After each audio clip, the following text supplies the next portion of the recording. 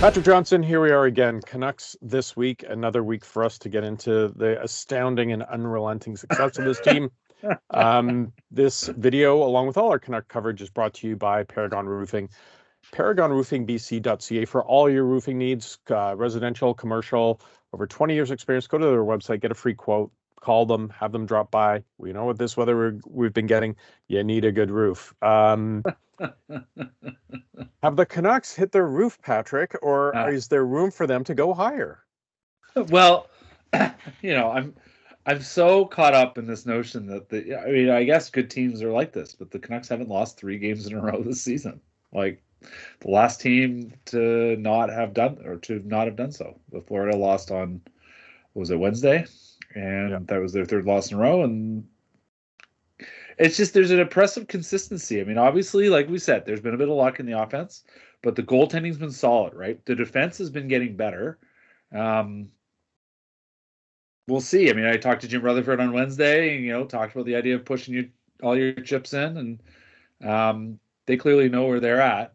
And the time is now. Whether, that's why I asked him about the Elias Pettersson contract question, basically saying, does his situation affect your planning? And he goes, no. And the implication being, look where we are. Like, we kind of have to.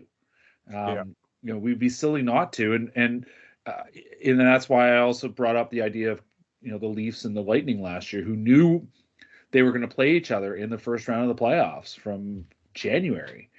And both teams still pushed all their chips in, because one team knew they were going to lose. Like, they knew there was a 50% chance that they were going to lose in the first round.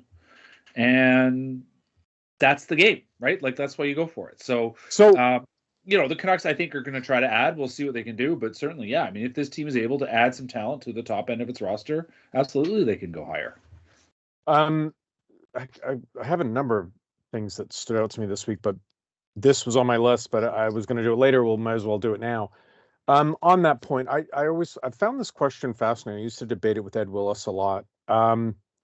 Probably the best example is in another sport, in the NFL. If you look at the LA Rams, they won the Super Bowl by going in on veteran players, trading away picks. Their GM had a coffee mug he shared on social, which said "F them picks." Yeah. And then they crashed. Now, they made it, astonishingly, they made it back to the NFL playoffs this year. But they still have an older roster, and they drafted well to rebound. But when you look at hockey, it's a little bit different because, unless you've got a top 5 pick, the players tend to take longer to develop. But I find it a fascinating question. If you're close to a championship, do you perhaps mortgage some of the future to say, let's go for it? Or I find it really interesting in this market because people have been so hung up on draft picks, whether it's a first rounder or a 5th rounder. Do you always want to preserve some sustainability for the future of your roster and staying young and having flexibility? Or do you go all in? From what you're telling me from the conversation with Rutherford, is not that they'd be happy to see PD perhaps walk, but there's no chance of saying, well, look, we're not going to get this deal done. Let's ship him off for 4 first-round picks and a prospect. It's like, we want to win. He's one of the most important parts of this team. And therefore, if you have a chance to give up draft picks or prospects for a player that will help you go all in, you'll do it. Yeah. The thing, I think, and this is a lesson going back to the Benning years, right? Like, know where you are. We have to. Yes, we do, absolutely, for this question. Yeah. Know where you are, right? Like, don't go out and trade for Oliver Ekman-Larsson and take on the burden and mortgage your future to add a player who might help you get in the playoffs. Like, know where you sit. If you're going to go make a big deal, it's because you are ready to, like, make a push into something that it takes you to near the top, where the Canucks are now, right? Like that is the position you put yourself in. And that is why in that story I wrote, I referenced the 05-06 Hurricanes, Jim Rutherford's first Stanley Cup winning team, which that team was driven by a couple of young players in Eric Stahl and Justin Williams.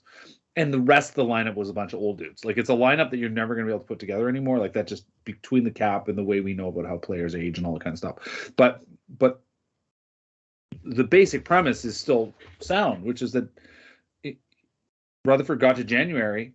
The guy that everybody was talking about to be the big fish in ahead of the trade deadline, which in those days, remember, was in March, was Doug Weight. And he went out and got Doug Weight. And the thing that gets maybe forgotten in all this was that he then, at the deadline, goes and gets Mark Recchi. And so between Weight and Recchi, he adds essentially a second line to his team. Now, that's a lot harder to do now when everybody is so close to the cap, and the cap has been flat for 3 years. We'll see what they're able to do, but it is exactly that. Like, you need to know where you are, what your position is, and what you hope to accomplish with that trade. It's, again, the Benning failings was that it was kind of like, well, let's make a team and maybe it'll work out. You know, the no plan, as Ray Ferraro always called it. And I reference that every week because we have to recognize the contrast between where this management team is now and where that previous team was, which was that there was no plan. They just they made up teams as best they could and went forward best they could, you know, and well, no, I shouldn't say best they could. They just made up teams and thought they would go forward the best they could. There wasn't really an understanding of this. And you and I were, I think, talking about this the other day, but like, there's a big difference between signing like Teddy Bluger and signing Jay Beagle. Right, like that's such a And again, Patrick, to your point, it's like, where are you? Right, there might be a scenario where adding a Jay Beagle could not necessarily put you over the top, but he makes more sense for your team than it did when they did it. Yeah, and the way they did it was that we added him for 4 years, a player who could win faceoffs, not do much else, and a guy that wasn't substantially going to help them win or get closer to the sort of the baseline that this team actually is at, which is that, you know, they're going to be a playoff team as it stands. They have a good chance of winning a round, but they are now at a point where they need to talk about trying to go all the way, and so that's what I think all the conversation now for the next month until the trade deadline happens is going to be about. I find this fascinating as a fan. Try and think of yourself as a sports fan rather than covering the Canucks. Yeah, sure. Would you rather go all in and win a championship and then be terrible for 10 years because you've given away all your future or you can't manage the cap? Or would you rather be competitive and in the hunt every year? Flags fly forever, Paul. I know that. It's that's what I mean. Like, push it all in, get the win. Who cares about the next? You know what I mean? Yeah. Like, this is sports. This isn't, we're not talking about building some sort of community initiative, you know what I mean? No, that's and granted, with the Canucks are one of that, you know, people call them the sad club. I know Jason Bruffett has sort of got that, like, you've never won. So obviously I think for the Canucks that might be a little easier to answer, but I know from a business point of view, would you rather be in the hunt and have people interested and engaged, or is it the one and in? Like, you can only charge so much for championship t-shirts, Patrick. Yeah. I mean, I think there's a premise that, and I think it probably holds true to the vibes too, but like Bill Simmons likes to say, if you've won, anytime in the last 5 years, you're not allowed to complain about anything that happens. You won a championship. Now, as his colleagues, especially from Boston, like, just shut the F up. Like, we don't. But that's what his colleagues point out to him, is that he's supposed to be, given how much success you've had in Boston. But I think there's a value in that. The idea of, you have a tail of like 5 years, right? Like, if you win, think about 2011, right? Like, they didn't win, but there was the vibes were excellent, and they carried through till 2015, 2016. Like 2015, people forget, that 14-15 team, even if it was a bit of a paper tiger, still was one of the best teams in the league, right? Like, that's the first year of Benning, Linden, but even the lead up to the Stanley Cup final in 2011, the team was starting with those battles with Chicago, and they started like. That was such a great period to be a Canucks fan, and that's what I'm saying. Is if you get one and then you get nothing, it's an interesting debate. Yeah, but my point is, even if you come close, and there in the end we saw what happened, which was the team faded badly and didn't get blown, should have been blown up, but it still took 5-6 years for like that for people to really kind of get turned off and start getting turned off. And even if you think about sort of the things we were talking about, they were still getting sellouts in like 16, 17. It was just that they weren't getting as many, and that fell away. And now we're back in that zone. We're like, oh, maybe they'll get a couple sellouts. We'll see how this goes. It's interesting you brought up the not losing 3 in a row. I just haven't noticed it before. I just can't believe how streaky the NHL is this year. And let's face it, with the Canucks, it's just been like little bumps. So Yeah, they've been like at the top of the list. But sure, if you look at I mean, I know Winnipeg lost a couple of games ago, but they're 9-1 in their last 10. Of course, you got Edmonton 1-11 in a row, Colorado 8-2-0. Seattle lost their last two, but they had won 8 in a row before that. When I look around the league, I see like teams ripping, like stringing together, stacking wins, as they say. There doesn't seem to be so much of a like win 5, lose 3, win 6, lose 4. Like the teams are going on this like we get hot, we're gonna like this train keeps rolling. Why do you think that is? I don't really I couldn't put my finger on it. Like I really couldn't. There is a bit of a trend. Like it's been interesting if you look at sort of long streaks. I would say in the last 10 years. I mean, I'm just looking at the top 10, top 20 all-time win streaks, which is 20th or 19th overall is a bunch of teams that won 11 in a row. So if we take the top 18, which goes back to the Minnesota Wild, or top 18 teams, so you've got 7 teams tied with 12 straight wins, but you got the Wild 16-17, Blackhawks 15-16, Panthers 15-16, Bruins 13-14, Penguins 10-11, 13 in a row, Devils last year. 2 years ago, Panthers won 13 in a row. Pittsburgh 10 years ago won 15 in a row. The Blue Jackets in 16-17, who were a bit of a paper tiger, won 16 in a row. That was Torts' year. There has been a bit of a trend of teams being able to really, really pull their stuff together. I think it's just the case of there's a bit of fortune, a bit of travel, a bit of the way the schedule works, bit of the way the injuries shake out now. It doesn't surprise me that teams have been so streaky. I mean, the Oilers are such a wild case of all this.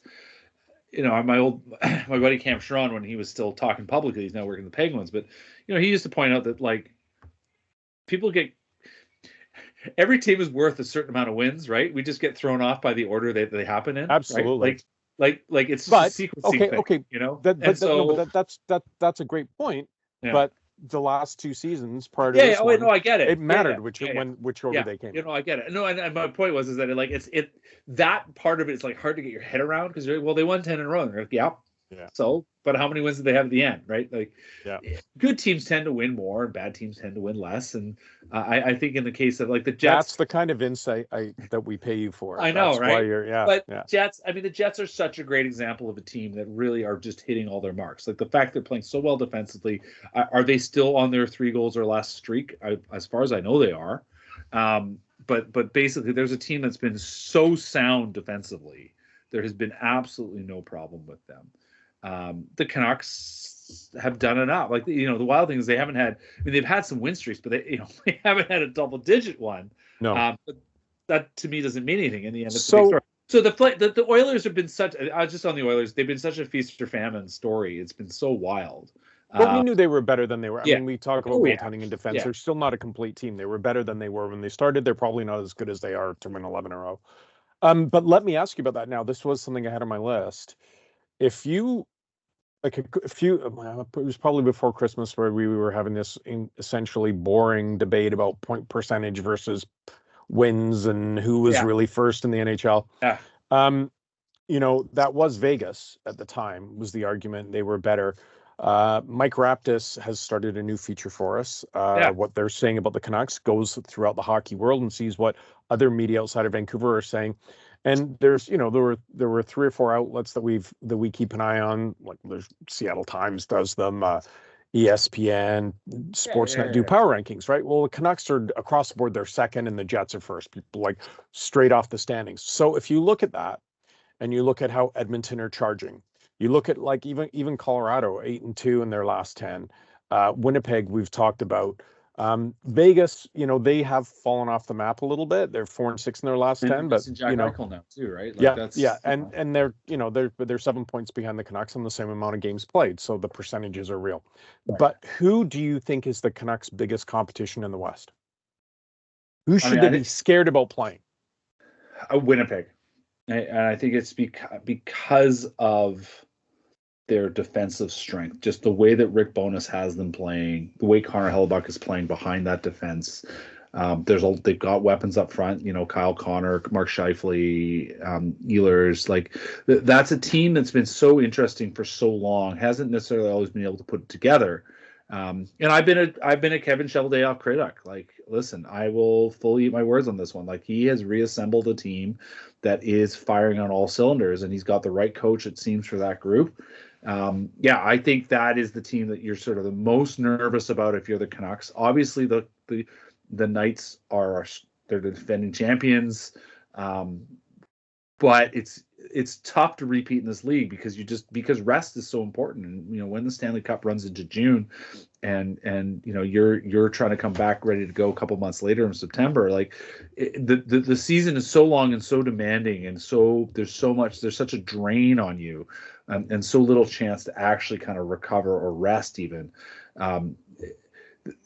It was always going to be tough for Vegas to sustain this. I think LA is going to come back. Like, they were so impressive out of the gate. I'm still wondering what they're going to do in goal. Like, obviously they were talking big about Cam Talbot being their guy, but you find yourself wondering about, I don't know, Jacob Markstrom, like whether he's obviously got a no move, and so it's up to him if he wants to move at all. But LA could pull themselves back together. Canucks haven't even faced them yet, right? Like, they still have to face them in Vegas 7 times down the stretch. So this is what's so wild, that they played these early games against Edmonton when they were terrible, and now Edmonton are hot, and feels like they haven't played Edmonton forever. I'm just not. And I'm convinced. just looking. They don't.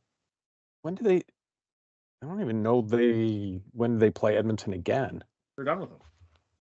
Finished. Yeah. That's just a wild schedule. Sorry, that's not true. I got it wrong. Sorry, they right at the end of the season, April 13th. Yeah, April. Yeah. But like, yeah, you're right. Like, it is wild. Like, I thought they were only playing them 3 times, so they're playing 4 times. But yeah, it's absolutely wild how the schedule, and that's like 8. They have 8 games against the other, essentially what are likely to be the Pacific Division playoff teams in the final however many games of the season, right? Like it is an intense, tough schedule, and I the Canucks, I think, are going to get through this because, like I said before, they've done all the really, like, the demanding part of the schedule for them is now behind them in terms of just timing and travel and what have you. Like, they're now done their 7-game trip, right? Like, they've gotten through all the hard obstacles. Now it's like a ton of home games. They've got a bunch of days off. They do have one more road trip next month, if I remember correctly. That's a little bit tricky. Even then, it's like 4 games. It's like, I think it's a 4 and 6. But even then, it's still, I think, in Pacific time zone. Like, they're just not, the Canucks are not up against it the way they were before going into Christmas, or they were on this road trip. So they're positioned well. But yeah, if there's a team that really they are going to struggle with a matchup with, it's going to be Winnipeg. And because of all the reasons I said, like, Edmonton's flawed. Like, I'm not a fan of their defense. Their goaltending has been better recently, but I don't think their goaltending is good enough to sustain what they need. Calgary's wandering away, and Seattle doesn't quite have it, and that's where you're left. I mean, Dallas maybe because just for similar reasons to Winnipeg. Like, there's that Central Division is true big boy hockey, right? Like, you look at Colorado, you look at Dallas, you look at the way those guys play and how they're just tough in all areas. Like, Colorado don't worry you at all with their no, they do. But if I have to pick one, I think I'm going with Winnipeg, just with the way that they've been going so consistently over the last 30 however many games, and I just think that's the real Winnipeg. I think that's the team that they are. Colorado, yeah, absolutely. Colorado should scare you because they can blow you out of the water. Like, Nathan MacKinnon, people don't talk enough about Nathan MacKinnon. Right? We talk about Cale Makar, we talk about Connor McDavid, but like, Nathan MacKinnon is incredible. Like, he's Connor McDavid, minus, at like 98% of Connor McDavid. Like, that's how, and he's so big and strong and such an incredible skater, and so sort of focused on dominating his opponents. Colorado's tough. Dallas is tough. Like, that's a hard, I mean, maybe it was too quick to answer Winnipeg, but that's just how tough that division is, and how tough the West is going to be. Maybe I didn't realize it when it was first announced, but you're right. I've never seen a schedule like this for the Canucks. Yeah. When you talked about the Christmas schedule where they had home games before and after and massive stretches, so when they had this big road trip, it was nice that they always do that. The 3 New York games, they're sort of groups, so there's not a lot of travel. And you look at their home going into the All-Star break, so there's less and a 9-game home. Like, you talked about that trip that comes up in March. They're staying in the same time zone pretty much. I think there's a Vegas game in there, but it's California, but then 9 games at home. That like it's ridiculous how this schedule has set out for the Canucks, particularly leading into the end of it. Um, I did so. We got to wrap up here because we have other things looming. We talked about the sort of the schedule last time. Okay, so a shootout loss to, they won every game. Prior to our last video, obviously except for the shootout loss, but they still get a point there. If we look going into the break, you've got now 5 teams at home: Arizona, Toronto, who have not been playing well, and then Chicago, St. Louis, and Columbus again at home. Yeah, I don't see them losing a game in there, Patrick. What about you? St. Louis was tough. I have an expectation that game will be tough, but you're right. This is a 5-game homestand that they could very well. So, if they lose against the Blackhawks, something has gone seriously wrong. Yeah. The Blue Jackets were obviously beat the Canucks and were a tough outfit, but that was the end of a road trip, so on and so on and so on. The Blues played the Canucks really tough, and I think there was something there with St. Louis that maybe we didn't quite realize. Obviously, they've changed coaches. The way they were just on top of the Canucks at every instance in that game 2 weeks ago still stands out to me. And I wouldn't, if there's a game they're going to lose, I think it is definitely that one. The Leafs obviously have a lot of firepower, but they're just so all over the map. You really wonder if they're really going to be able to keep it going. Obviously, they'll have a good amount of fan support, as we know always happens now. But yeah, I think realistically, I'm going to say 4-1. I just know they're going to lose one of those games, and of course, it'll be the Blackhawks, right? But yeah, in this stretch through next Saturday, through the going into their All-Star break, 4-1. I mean, it is wild though, the confidence level that this team is feeling right now. Like as Quinn Hughes said, I think on Wednesday, like basically they thought they could have won all 7 games, right? Like they step on the ice and they feel like they're going to win, and that's an exciting time. I mean, there is never a time in your life that's more exciting than when your team is feeling that confident. Between just the sort of self-confidence, the way it makes you feel, the vibe you have with all your teammates, and just that level of success. Like it's just having that, going out and feeling good and knowing that you're the best. Like I'm sure many of us have experienced this as kids, as amateurs, whatever. But like when you sit there and you look at, this is what these guys do. Like this is the best times of their lives. This is the best job they're ever going to have. This is the best things will ever be. And and they know it could only get better. Like they want to win the Stanley Cup. They really think that that's going to happen, and they're not wrong to start thinking about that. Yeah, I have seen a lot of stuff as we do peruse the league to see what they're saying about the Canucks, and there's so many people who are saying, is this the year for Canadian team to win it? Because you've got Winnipeg and Vancouver at the top. Yeah. And then they all seem to throw in Edmonton and Toronto as well. But, with the Leafs coming here, they've lost 3 in a row. They're 4-4-2 in their last 10. Their goal differential is +12. Compare that to the Canucks, the league's best +54. I don't know that this is a fair fight, Patrick. I don't think the Leafs are an elite team anymore. No, they're not. And a lot of it's been their poor goaltending. I think at the end of the day, like it's not. I'm still confused why Brad Treliving was the guy that they hired. Like he did an okay job in Calgary, but like they never did anything.